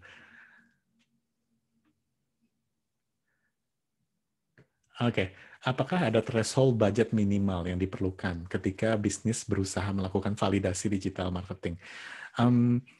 Kalau saya pribadi sih, kalau misalnya ini menggunakan iklan ya, gitu. Ada satu angka yang biasanya saya sering mention ke rekan-rekan kami yang memang masih di tahap awal digital marketing, yaitu angka 5 juta. Coba kita alokasikan dulu 5 juta. Gitu. Ini terlepas dari skala perusahaan ya. Perusahaannya bisa saja besar, perusahaannya bisa saja startup, kecil, dan sebagainya.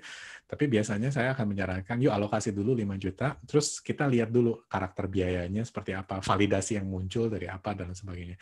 Kalau misalnya itu udah validasi, katakanlah udah tercapai, misalnya traffic udah mulai ada, atau misalnya orang yang nanya itu mulai ada, saya biasanya akan menyarankan budgetnya dinaikin lagi nih, gitu. Dinaikinnya mungkin cukup signifikan, gitu. Mungkin biasanya 4 kali lipat, gitu. sampai di titik ada stabilisasi. Ketika stabilisasi itu terjadi, validasi yang kedua kan berarti terjadi nih, gitu. Produk kita udah dites ke konsumen yang tadinya jumlahnya kecil, terus kita tes lagi ke konsumen yang jumlahnya agak lebih besar. Ya satu-satunya cara meningkatkan growth adalah kita ngetes lagi si produk tersebut ke konsumen yang jumlahnya lebih besar lagi. Kan esensinya sebenarnya itu. Jadi di awal saya biasanya menyarankan 5 juta dulu. Kalau misalnya nggak ada 5 juta, ya nggak apa-apa. Gitu. Coba aja mulai dari angka 1 juta dulu, atau bahkan 500.000 dan sebagainya. Lihat dulu apa yang terjadi dan sebagainya. Kenapa 5 juta? Karena di 5 juta itu biasanya kita bisa alokasi budget itu bisa dilakukan dengan relatif fleksibel. Artinya kita bisa eksperimentasi kampanye, placement-nya kita bisa pasang di Facebook, kita bisa pasang di Google dan sebagainya. Kalau kita misalnya alokasi budgetnya rendah 1 juta, mau nggak mau kita ketemu dengan keterbatasan. Mau nggak mau kita harus jadinya ngasih prioritas. Apakah misalnya kita fokuskan alokasi budget tersebut ke satu channel doang dan sebagainya. Kalau kita fokus ke satu channel doang, jadinya kita tidak bisa mendapatkan gambaran yang luas tentang apa yang terjadi, kurang lebih itu. Oke. Di titik mana rasanya masuk akal bagi saya untuk invest di infrastruktur digital jika saya masih usaha kecil, Pak? Apa namanya? Jadi ini balik lagi apa yang disebut dengan infrastruktur digital ya gitu. Saya pikir sih sekarang mau nggak mau ya gitu, semua perusahaan itu memang membutuhkan yang namanya digitalisasi gitu. Artinya kalaupun misalnya perusahaan Mas Mbak yang bertanya ini secara tradisional tidak menggunakan digital marketing, ya cepat atau lambat memang mulai harus pakai gitu. Mari contoh sederhana deh gitu. Digital marketing itu bukan berarti harus beriklan atau misalnya harus ada kampanye video di YouTube dan sebagainya. Digital marketing itu sederhana kita bisa ditemukan di Google kok. Berapa rasanya mayoritas dari kita kan pernah ya gitu mau beli barang sederhana kayak nasi goreng aja, terus kita pakai Google gitu. Dari Google kita biasanya misalnya nemuin nih, oh ada nasi goreng yang enak. Kita milihnya berdasarkan apa sih? Berdasarkan rating gitu. Mau brand kita menurut kita beken, mau brand kita menurut kita nggak beken, biasanya ada aja konsumen yang mau ngasih review soal kita. Jadi kalau menurut saya sih invest di digital marketing ya bisa dimulai dari skala yang sangat kecil gitu. Dari mulai yang tadi itu yang saya tadi ceritain itu namanya Google My Business, itu harganya 0 rupiah alias kita sebenarnya semuanya bisa gitu.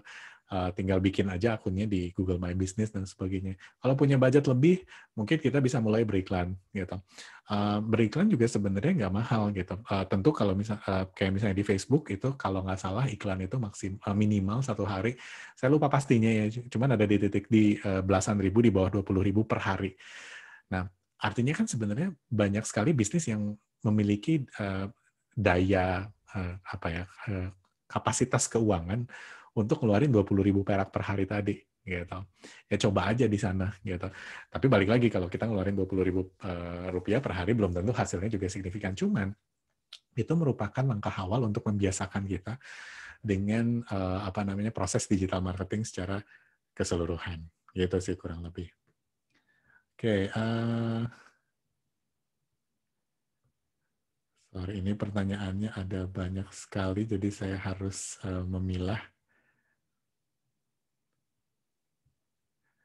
Oke, bagaimana cara menentukan atribusi budget masing-masing channel?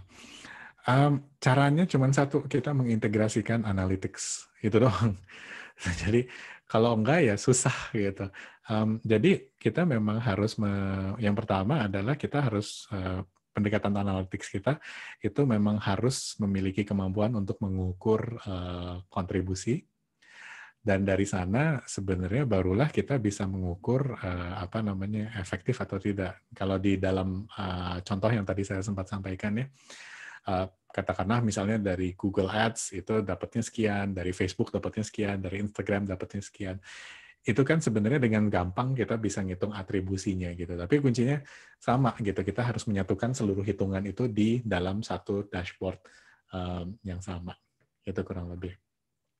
Nah, Oke, ada pertanyaan berikutnya. Bagaimana meyakinkan early stage startup untuk meletakkan budget pada produksi konten daripada pemasangan iklan. Ini tentunya akan kembali lagi ke ke stage yang lagi dijalankan ya. Kalau ini satu pertanyaan yang menurut saya menarik ya, karena ini kenyataannya memang seperti ini gitu. Konten versus iklan itu seringkali jadi masalah yang mirip dengan pertanyaan mana telur mana ayam, konten dulu atau iklan dulu ya, konten dulu iklan dulu ya. Tapi buat saya sebenarnya ujung-ujungnya balik lagi ke apa yang dikejar oleh perusahaan. Artinya gini, iklan di early stage startup buat saya itu fungsinya satu, bukan menghasilkan sales, bukan menghasilkan ini itu dan lain sebagainya, tapi melakukan validasi gitu dengan cepat. Gitu. Kalau kita upload konten, mau kita bikin konten yang paling bagus gitu yang bisa kita bikin, itu kan butuh waktu lama ya untuk dapat engagement, dapat lainnya. Tapi kalau kita ngeluarin iklan hari ini, jangan-jangan kita bisa mendapatkan hasil, kita bisa melihat hasil atau validasi hari ini. Tapi pada saat yang bersamaan, yang namanya iklan itu kan ada biayanya ya gitu. Kalau iklan kan hubungannya transaksional. Hari ini dipasang, ya tayang gitu. Tapi besok selesai iklannya, ya stop tayang. Sementara kalau konten itu efeknya panjang gitu. Jadi kalau buat saya sih sebenarnya ini ujung-ujungnya balik lagi ya ke apa yang dikejar oleh perusahaan. Iklan itu bisa dengan cepat. Value-nya iklan itu adalah di cepatnya. Tapi kelemahannya adalah memang begitu iklannya stop ya udah nggak ada yang tersisa sama sekali. Value-nya konten itu sama sekali bukan di cepatnya. Apalagi kalau kita geraknya secara organik. Yang namanya organik digital marketing organik itu kan kalau dari pengalaman saya ya gitu, itu butuh waktu mungkin 8-9 bulan kalau kita pure organik sampai kita melihat sesuatu. Tapi long lasting gitu. Kami menemukan banyak sekali kasus di mana sampai sekarang masih ada konversi-konversi yang terjadi ke beberapa rekanan kami yang disebabkan oleh konten-konten yang diproduksi mungkin tahun 2016, 2017 itu sampai sekarang masih terjadi gitu. Jadi memang value-nya lain gitu. Jangka panjang konten itu harus menjadi salah satu fokus investasi dan sebagainya. Kalau mau fokusnya jangka pendek itu iklan. Jadi dua-duanya sebenarnya ideally bisa dijalankan secara bersamaan. Oke. Oke. Sebagai bisnis baru, ada saran jajal marketing via sosmed dulu berarti ya, atau semua platform iklan dipakai? Saya akan sangat menyarankan ini dikembalikan ke, kalau misalnya ini sangat awal, ke apa yang kita kuasai. Kalau kita ngerasa kita lebih menguasainya medsos, ya udah kita fokusnya ke media sosial aja.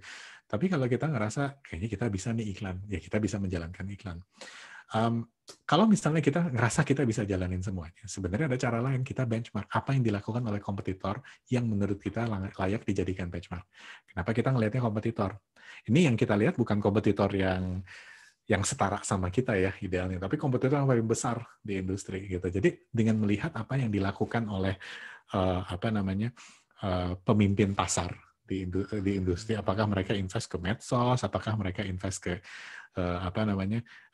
iklan dan lain sebagainya. Ini kita bakal hemat biaya riset, karena biaya risetnya kan udah diserap ke mereka. Saya ngambil contoh sederhana ini deh, banyak produsen HP dari Cina yang masuk ke top 5 top selling smartphone manufacturer di dunia, yang strateginya itu sama, mengikuti apapun yang dilakukan oleh brand-brand tipikal Apple, Samsung dan lain sebagainya. Tapi kan jadinya aman kan, edukasi produk dan semuanya dijalankan oleh Apple, tapi si brand tersebut itu ngikutin. Atau misalnya kalau misalnya produk kita adalah FMCG, kalau buat saya jawabannya clear, lihat apa yang dilakukan Unilever. Gitu. Kayak Unilever itu di social medianya surprisingly nggak terlalu heboh kok gitu untuk banyak produknya. Karena mereka tahu gitu social media itu mungkin nggak akan segitu cocoknya ngejual sabun Rinso, nggak akan segitu kuatnya mendorong penjualan Pepsodent atau misalnya mendorong penjualan Sariwangi dan sebagainya. Mereka invest ke search engine marketing, mereka invest ke video dan sebagainya. Jadi lihat aja apa yang dilakukan oleh kompetitor raksasa terbesar di industri dan coba replikasi dengan budget yang kita memang miliki. Oke, pertanyaan berikutnya. Oke. Untuk budget awareness paling make sense untuk di-set pakai strategi yang zero based, sangat susah untuk memberikan pengetahuan kepada startup brand with orang-orang yang mindset-nya into sell. I would say kalau misalnya startup ya, kalau misalnya basisnya awareness ya, saya bakal nyaranin activity sih gitu. Jadi activity itu kan memang kita ini kalau dari ini kasusnya beda-beda, cuma dari pengalaman saya kadang-kadang ini relatif mudah dijelaskan. Apa yang dibutuhkan untuk memunculkan brand kita katakanlah ke 10 juta orang gitu. Dari sana sebenarnya bisa diturunin. Kalau zero based untuk awareness itu biasanya agak complicated gitu, karena komponen awareness itu kan banyak. Zero based itu biasanya digunakan untuk komponen yang sifatnya sangat teknikal gitu. Jadi berapa biaya bangun website, kalau gue mau bikin website dan app, mana ya yang harus diprioritaskan dan sebagainya. Oke, jika perusahaan sudah mengeluarkan budget untuk iklan, namun penjualan anggap saja sama sekali nggak ada, apakah bisa dikatakan ada kesalahan iklan? Padahal tujuan iklan untuk menginformasikan secara luas. Ini sebenarnya pertanyaan bukan soal budget ya, gitu. Tapi iya, sebenarnya kalau misalnya, jadi gini, kalau misalnya iklan udah dijalanin tapi belum ada hasilnya, ya terlalu banyak yang harus kita lihat. Yang pertama mungkin kalau ini iklan yang dijalankan dengan budget tertentu, mau nggak mau kita harus melihat budget yang dialokasikan. Jangan-jangan budgetnya emang nggak cukup. Gitu. Contohnya kayak misalnya banyak perusahaan yang mencoba dengan budget minimal 100.000, 200.000 per hari dan nggak menghasilkan apapun. Jangan-jangan memang mesti ada ditingkatkan itu budgetnya, karena ada titik di mana memang budget itu optimal. Gitu. Kalau budgetnya terlalu rendah juga biasanya mesinnya Facebook itu tidak, mesinnya iklan Google, Facebook itu tidak berjalan dengan sempurna gitu. Tapi pada saat yang bersamaan juga belum tentu masalah budget gitu. Bisa saja dari mulai aset yang digunakan secara visual gitu, atau bahkan dari mulai sampai ke ininya apa namanya, targetingnya, orang yang mau dikejar, segmentasinya, placementnya dan sebagainya. Agak terlalu banyak sih gitu masalahnya. Yang bisa kita lakukan kalau misalnya kita ketemu dengan kondisi ini adalah melakukan eksperimentasi. Istilah halnya adalah A/B gitu. Facebook contohnya itu mengakomodir kan fungsi A/B gitu. Jadi kita bisa, kalau misalnya kita punya dua aset visual gitu, yang satu warna merah, yang satu warna biru, coba dulu dua-duanya terus kita lihat mana yang kira-kira menghasilkan engagement atau misalnya traffic atau bahkan sales gitu lebih bagus. Dan walaupun terdengar sederhana, tapi ini realita yang terjadi. Kadang-kadang jarak antara kampanye yang berhasil dengan kampanye yang gagal itu adalah variasinya doang. Saya udah terlalu banyak ketemu kasus di mana kalau kita pakai button yang warnanya dibedain, mendadak kliknya jadi meningkat 2 kali lipat. Gitu. Itu udah terlalu banyak kasus gitu yang terjadi seperti itu. Oke, pertanyaan budget lain. Oke, ini pertanyaannya menarik nih. Berapa persen maksimal budget untuk digital marketing? Ini saya jawab berdasarkan pengamatan saya ya, gitu. Cuman ini balik lagi akan balik ke terpulang pada skala gitu. Kalau dari pengamatan saya, karena digital marketing itu kan balik lagi kekuatan utamanya kan adalah percepatan waktu marketing. Artinya ya bisa aja sih kalau ada perusahaan baru mau apa namanya bagi-bagi brosur, mau iklan di TV dan sebagainya. Cuman biasanya waktunya jadinya lama. Kenapa Gojek itu dengan cepat mendapatkan traksi? Kenapa Tokopedia itu dengan cepat bisa besar? Itu kan sangat dipengaruhi oleh namanya digital marketing. Jadi balik lagi value-nya adalah waktu. Trade-off-nya adalah di titik awal perusahaan memang harus ngeluarin budget yang cukup besar gitu untuk beberapa startup yang sedang growth yang saya observasi itu budget maksimalnya mungkin di titik 40-50%-an gitu. Artinya kalau kita punya sales 1 miliar katakanlah, ini bukan iklan ya gitu, tapi total keseluruhan budget untuk digital marketing masuk akal kalau kita ngeluarin sampai 40-50%-nya. Balik lagi, di sini kita nggak bisa ngelihat spending digital marketing sebagai cost. Kita harus ngelihat sebagai investment. Gitu. Kalau kita fail to invest, gitu, jangan-jangan kalau kita misalnya mau berhemat nih ya, tapi jadinya kita tidak bisa meluncurkan produk katakanlah bulan ini karena kita menggunakan pendekatan yang tradisional gitu, dan kita butuh waktu 5 bulan, jangan-jangan dalam waktu 5 bulan itu kompetitor yang muncul 2 dengan agresivitas yang lebih tinggi dari kita. Tapi ketika perusahaan udah sampai di titik tertentu, ya nggak masuk akal kalau budget digital marketingnya 40% terus, it doesn't make sense at all gitu. Ketika awareness sudah tercapai, ketika perusahaan sudah mengalami growth, ketika perusahaan sudah mulai mature, masuk akal banget kalau misalnya budget digital marketingnya secara umum itu 20-25% gitu. Tapi ini banyak syaratnya nih kita. Balik lagi, apakah kita bisa mengukur secara keseluruhan atau enggak gitu. Bahkan ada beberapa perusahaan yang cukup besar yang saya tahu itu secara strict mengalokasikan budget digital marketing itu maksimal 10-15 gitu persen dari total budget yang mereka punya. Itu sih kurang lebih. Jadi balik lagi sebenarnya di awal kalau kita mau akselerasi, it makes sense untuk invest lebih banyak di digital marketing untuk percepatan tadi daripada ketinggalan gitu kan. Tapi ketika sudah steady, ketika kita sudah tahu apa yang dijalankan dan lain sebagainya, masuk akal untuk nurunin. Saya ketemu dengan banyak sekali kasus kayak gini gitu. Di awal ada perusahaan-perusahaan yang ngalamin growth sangat cepat itu gara-gara dia berani invest tuh gitu, gede banget di awal, ketika udah steady baru diturunin gitu. Fokus perbaikan digital marketingnya tentu beda gitu, tapi masuk akal sekali di satu titik di mana ada perusahaan yang sales-nya itu terjaga bahkan meningkat walaupun digital marketingnya biayanya sudah berkurang. Itu sih kurang lebih. Oke,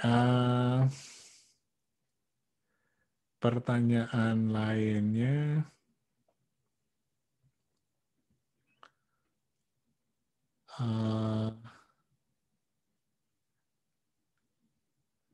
Sebentar, saya harus memilah pertanyaan yang fokus ke budget karena cukup banyak pertanyaan yang tidak fokus ke budget.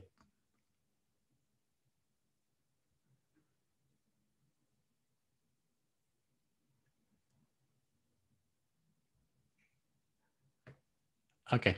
Apakah ada standar biaya per result untuk semua campaign performance marketing? Iya, ada. Jadi kalau iklan tadi saya udah cerita ya, kalau Facebook itu masuk akal kalau kita alokasikan 20-25%-an, kalau di Google itu kita bisa 30-40%-an. But yang namanya email itu biayanya bisa cuman 5% tuh. Kadang-kadang ada kasus di mana biayanya mungkin cuma 2,5% gitu dari total revenue. Kalau udah berjalan dengan tepat, social media juga biayanya bisa serendah itu gitu. Jadi sebenarnya yang namanya performance itu traditionally paling gampang itu diukur dengan menggunakan iklan. Karena kan sifatnya direct ya. Biaya iklan itu menghasilkan berapa banyak sales titik. Kalau email kan terlalu banyak ya komponennya. Karena kan kita kalau ngeluarin biaya email kan nggak bulk amount langsung gitu. Ada biaya pembuatannya, ada biaya pakai software email dan sebagainya. Tapi saya pernah ketemu dengan kasus ya gitu di mana ada sebuah perusahaan rekanan kami, dia ngeluarin budget iklan ini lumayan sebenarnya menengah sih ya. Mungkin di titik 200-250 juta setiap bulan gitu. Kalau Facebook itu ngerasanya yang spending 1 miliar per bulan baru dianggap gede gitu. Kalau yang spendingnya cuma 200-250 juta itu masih dianggap perusahaan menengah sama-sama si Facebooknya. Nah, dulu yang menarik adalah dia udah ngerasa bahwa nggak masuk akal kalau ningkatin budget terus karena perusahaan ini revenue-nya cukup besar.